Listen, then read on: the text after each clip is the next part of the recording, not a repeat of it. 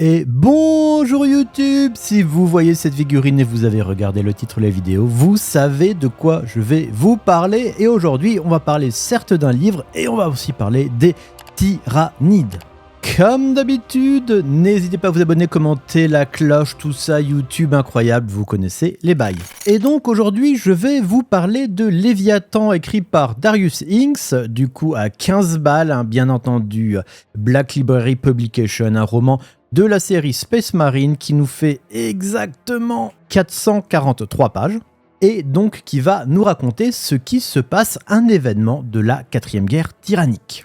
La 4e guerre tyrannique, qu'est-ce que c'est? La 4e guerre tyrannique, c'est l'événement de la 10e édition de Warhammer 40 000 en termes d'histoire, en termes d'avancement de l'histoire, qui se situe juste après la croisade Indomitus et cette grande faille qui a traversé l'empire de l'humanité en deux. Et donc, ce sont des flottes de tyrannides, la flotte ruche Léviathan, qui va attaqué par le Segmentum Pacificus. Le Segmentum Pacificus, si vous voulez visualiser, c'est à l'ouest des cartes impériales et c'est tout simplement un segment de l'humanité, de l'empire des humains qui est collé au système solaire et donc collé à la Sainte Terra.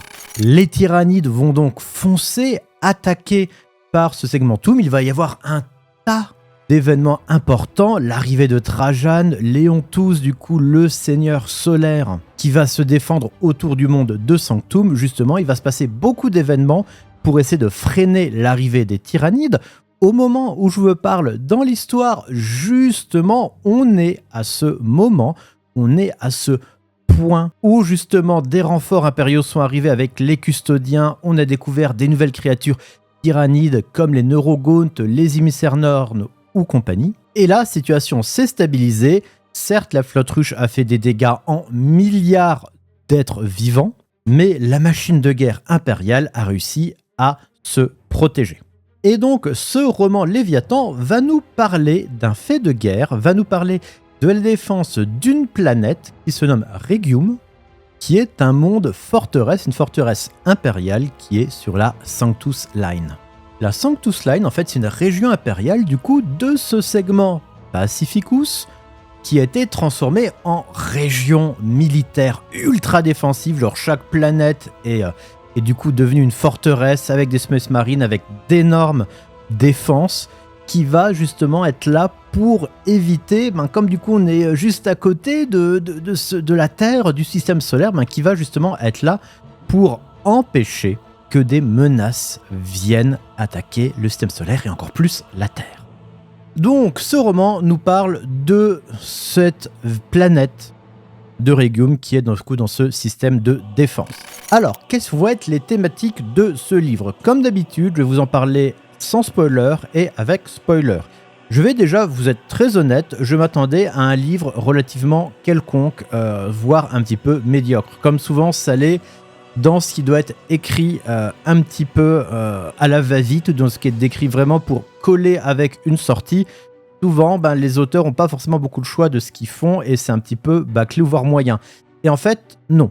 J'ai passé vraiment un bon moment à lire ce livre, très honnêtement. J'y arrivais avec tellement d'a priori qu'il s'est passé un bon truc. J'étais en mode, au début, ouais, bof, ça, c'est ah tiens, ça, ah ouais, ils font ça, ah du coup, ça va. Ah non, finalement, c'est bien, ça résume bien les thématiques, ça résume bien ce que je m'attendais d'un livre avec des tyrannides et tout, et on n'entrait pas dans les clichés classiques où Superman arrive et vient sauver l'humanité tout de suite, nanana, Super Space Marine, on arrive, on est beau, on est grand, tout ça.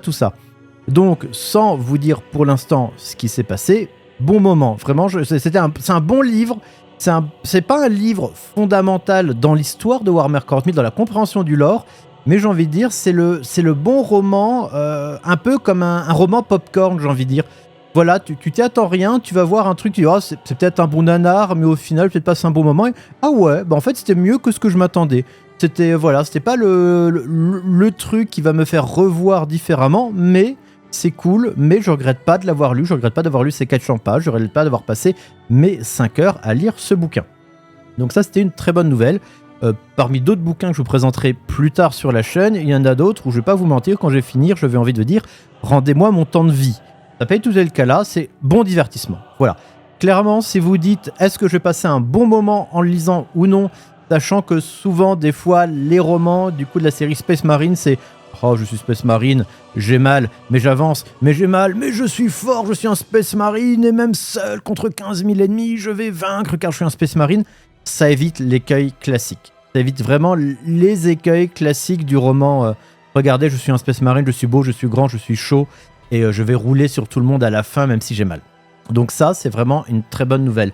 Au niveau de ce que ça amène d'un point de vue un peu tyrannide, c'est toujours compliqué de mettre en place des tyrannides parce qu'en fait, c'est un peu les ennemis, entre guillemets, c'est des animaux. Et donc, un animal, tu ne vas pas pouvoir le faire parler, tu ne vas pas pouvoir lui donner de psychologie, tu ne vas pas pouvoir expliquer, avoir des points de vue de son côté en mode, pas comme quand c'est Abaddon, la chute de Cadia, regardez, voilà les plans d'Abaddon où on peut changer de point de vue, de perspective dans les descriptions également. Là, on est forcément toujours d'un point de vue Imperium centré, que ce soit du point de vue Space Marine ou du point de vue de l'humain classique ou du point de vue du garde impérial. D'ailleurs, les différents points de vue sont intéressants parce que justement, comme on n'a pas ce point de vue purement tyrannide qu'on ne peut pas avoir, on va avoir du coup un côté vision des tyrannides par plusieurs types de personnes. On va avoir la vision des tyrannides du côté des Space Marines, on va avoir la vision des tyrannides du côté des gardes de Cadia. Effectivement, je rappelle, c'est un monde forteresse très important, donc la garde impériale, c'est des régiments de Cadia, rien que ça, et du coup, plus des Space Marines qui vont être là pour défendre. Space Marine du côté de chez les Ultramarines, bien sûr, notamment parce que c'est le chapitre Space Marine qui a le plus combattu les tyrannides. On se rappelle quasiment de la destruction de Macrage durant la première guerre tyrannide. Ensuite, on va avoir le point de vue du côté tout simplement de l'humain moyen, du citoyen impérial classique qui ne voit jamais de Space Marine dans sa vie, et du coup qui va voir ça, comment il le visualise, qu'est-ce qui se passe. On va avoir le point de vue d'un garde impérial cadien du coup, puis on va enfin avoir le point de vue des élites dirigeantes du gouverneur. Donc du coup, ce qui nous fait quelque chose d'intéressant parce que tu as un petit millefeuille de pensée sur la problématique est là, qui sait quoi en fonction de ce degré de connaissance et qui réagit comment. Et ça, c'est très intéressant et ça permet également de rendre la lecture fluide et agréable, de ne pas avoir toujours le point de vue de la même personne, ce qui parfois, encore une fois, est le cas dans les romans de la série Space Marine. Je vous l'ai pas dit avant, mais qu'est-ce que j'appelle le roman de la série Space Marine? À l'arrière des bouquins, voilà, un roman de Space Marine, ça veut dire que ça va être principalement tourné autour des Space Marines, là où du coup pour Cadia, c'était un roman typiquement de la série Garde Impériale. Et c'est ces romans de type Space Marine qui sont parfois un petit peu trop Space Marine pour moi. Ensuite, on va avoir du coup autre chose d'intéressant. On va avoir l'évolution des tyrannides. Comment on visualise les tyrannides, comment on visualise les tyrannides avant et comment la flotte ruche a évolué. Comment justement, et ça en plus c'est assez intéressant parce que si vous suivez la gamme de figurines, ça fait écho à ce qui est sorti avec la 10e édition de Warhammer 40 000. C'est-à-dire les émissaires Norn, également les Neurolictors, les Neurogaunt, les Neurotyrans, etc., etc. Toute cette nouvelle vague de tyrannides qui est centrée aux alentours de toute cette vague psychique. Et comment, du coup, ce nouveau type de tyrannide va amener un nouveau style de guerre et du coup, les menaces qu'on connaissait avant des tyrannides ne sont plus forcément celles qui sont actuellement au 42e millénaire. Et c'est quelque chose d'intéressant qui est amené dans le bouquin. Justement, le côté qu'est-ce qu'on sait, comment c'est évolué, et du coup, quelle est cette évolution. Après, en dehors de ça, les thématiques ne vont pas être forcément incroyables. On est sur les thématiques classiques. Encore une fois, des tyrannides qui attaquent, et ben du coup, il n'y a pas trop de guerre de pouvoir, il n'y a pas de truc. Ils viennent pour te bouffer, quoi. Tu peux pas dire, ouais, on va te pote avec, ils viennent littéralement pour te bouffer. Alors oui, il peut y avoir des cultes Genesteller, d'ailleurs, il y a un petit chapitre qui en parle dans le livre, mais c'est absolument tout. Donc on est vraiment dans ce côté très résistance, dans ce côté dernier carré. Qu'est-ce qu'on peut faire pour sauver cette planète? Qu'est-ce qu'on peut faire pour survivre et vaincre cette invasion tyrannide? Donc là-dessus, je vais avoir du mal, encore une fois, sans vouloir vous spoiler les événements, je vais avoir du mal à vous dire, alors oui, il y a ça, c'est intéressant, parce que voilà, sachez avant tout, si je dois résumer, c'est un bon bouquin d'action popcorn que vous allez passer un bon moment à le lire. On est sur 4 strates d'explication qui est une vision des tyrannides, une évolution des tyrannides. mais ça reste du tyrannide. Tu vois, ça peut être par exemple ce que j'ai pu parler de Cadia ou pour la guerre de la peste, avoir du coup une thématique sur la foi, une thématique sur l'évolution, etc. Je veux dire, là on est vraiment dans la défense d'une planète, on n'a pas des grands personnages qui vont faire évoluer le lore, mais en même temps du coup c'est intéressant, hein. Dans tous les romans on peut pas avoir Gulliman, on peut pas avoir Mortarion, on peut pas avoir Magnus, on peut pas avoir le lion, tout ça, et donc forcément on n'est plus limité en termes de choses grandiloquentes, on n'a pas de custodien, on n'a pas de trucs comme ça, custodes pardon. Et donc c'est cool, mais du coup voilà, c'est pour ça que je dis que c'est un bouquin qui va pas être l'histoire avec un grand H, qui va être la petite histoire, mais finalement, n'est-ce pas, ces petits, cette petite histoire du quotidien qui font tout le sel de cet univers de Warhammer 40 000, on ne voyait que les grands personnages tout le temps, finalement ce ne serait pas vraiment un univers détaillé. Maintenant, si on doit parler de la partie avec spoiler, donc de ce livre. Alors, la partie avec spoiler, je m'attendais vraiment à un Deus Ex Machina incroyable. Oui, nous allons sauver, oh là là, le plan du biologiste va marcher, etc. Et j'ai été très très agréablement surpris à plusieurs moments du côté inutile des actes, du côté et il fait un truc incroyable et il mourure. Je vais juste vous lire un petit passage, juste un petit passage qui est page 325. Du coup, le personnage principal de la garde impériale, la commandante de la garde impériale, du coup, s'est fait embrigader. Du coup, elle se défend. Elle arrive à vaincre un euro-tyran. Et donc, du coup, tu dis que ça va changer le cours de la bataille. Parce que, du coup, ça permet à tous les psycheurs, notamment ultramarines ou autres, de réavoir leur pensée et de ne plus être bloqués par l'ombre du warp. Elle contempla le monstre qu'elle avait vaincu et savoura un bref instant de triomphe. Ensuite, elle attrapa le bungle de Vollard et souffla dedans, perçant le vacarme d'un son qui semble provenir des montagnes de Cadia elle-même. Donc là, tu dis grand moment, c'est l'hype, elle a réussi un truc de dingue, cours de la bataille qui va changer. En plus, c'est vraiment fait pour t'amener vers ce climax, elle va changer le cours de la bataille. Et puis les tyrannides se refermèrent sur elle et commencèrent à la dévorer. Parfait. Genre, honnêtement, j'ai lu ça, j'étais en mode, allez, qu'est-ce qu'ils vont nous sortir? Ils ont nous trouvé Trazyn là, allez, Cipher, 7 et Saint-Elroman, allez, Sigus. Ah bah ils la dévorent. C'est vraiment des tyrannides. Et t'as vraiment ce côté implacable. En fait, t'as vraiment ce côté que j'ai beaucoup apprécié de l'inédictibilité des choses. De ce côté, les tyrannides arrivent, tu t'attends, parce que c'est souvent le cas dans les romans Warhammer 40 000, à ce qu'il se passe un truc de dingue. Et non, à la fin, le seul truc qu'ils ont trouvé pour débarrasser les trucs des tyrannides, c'est de faire sauter la planète en tuant tous les survivants. C'est le seul truc qu'on a trouvé pour gérer la floche tyrannide qui est arrivée. Et du coup, t'as un côté waouh. En fait, t'as un côté où d'habitude, tu arrives sur des aimants des fois un peu abracadabrants ou des trucs où ils rament. Encore une fois, je reprends l'exemple de Trazyn qui téléporte des gens Youpla. Tu arrives à des trucs qui rament. Et là, d'un coup, tel perso qui va, il meurt.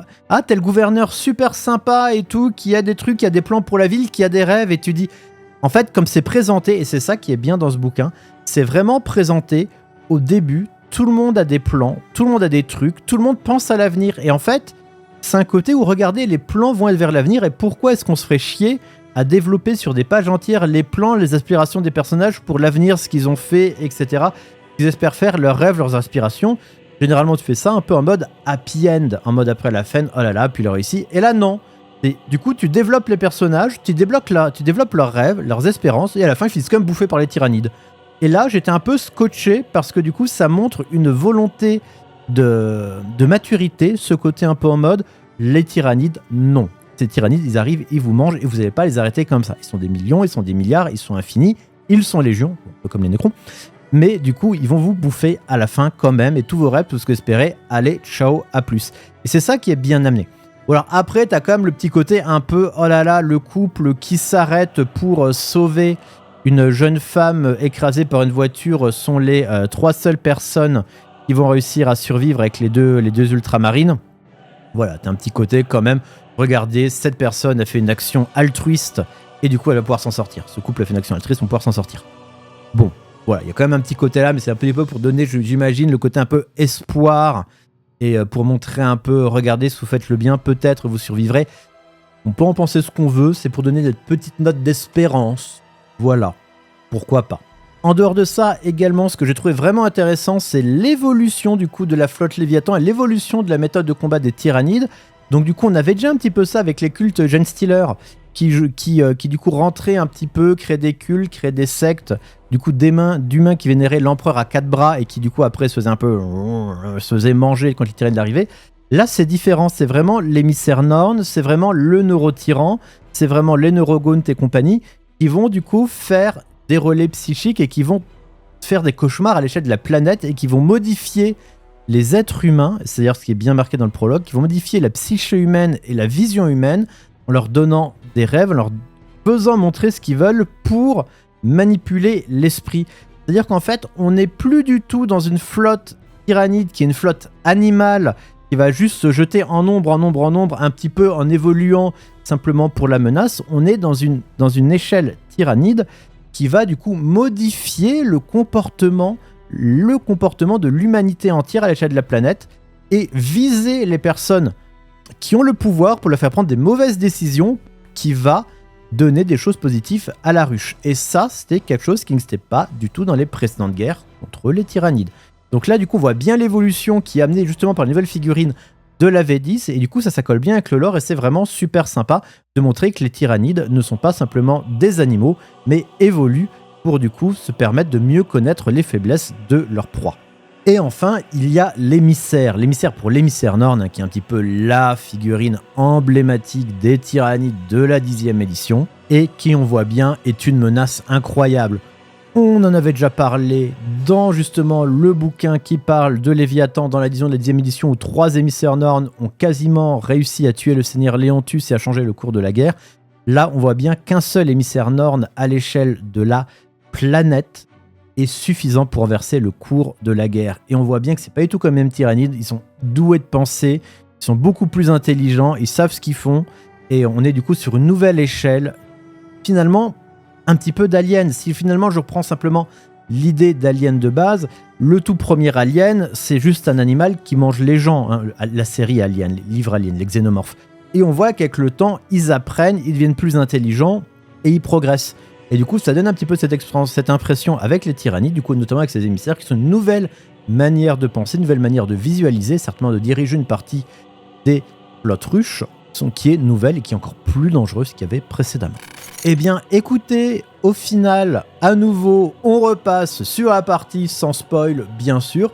J'ai passé un super moment à lire ce livre, vraiment. Je l'ai lu en mode, je vais le lire parce qu'il s'appelle Léviathan, j'ai envie de faire une vidéo dessus parce que c'est le lore actuel de Warhammer 40 000. Et vraiment, très bon bail, très bonne surprise, voilà, je peux le dire. J'assume, des fois tu vas voir un film, tu dis que c'est un nanar et il est trop bien. Et là, pareil avec ce livre. N'hésitez pas, hein, si vraiment le lore actuel vous intéresse, mais que justement vous n'avez pas forcément envie de devoir apprendre l'histoire de tous les personnages, tel truc, le roman se suffit à lui-même.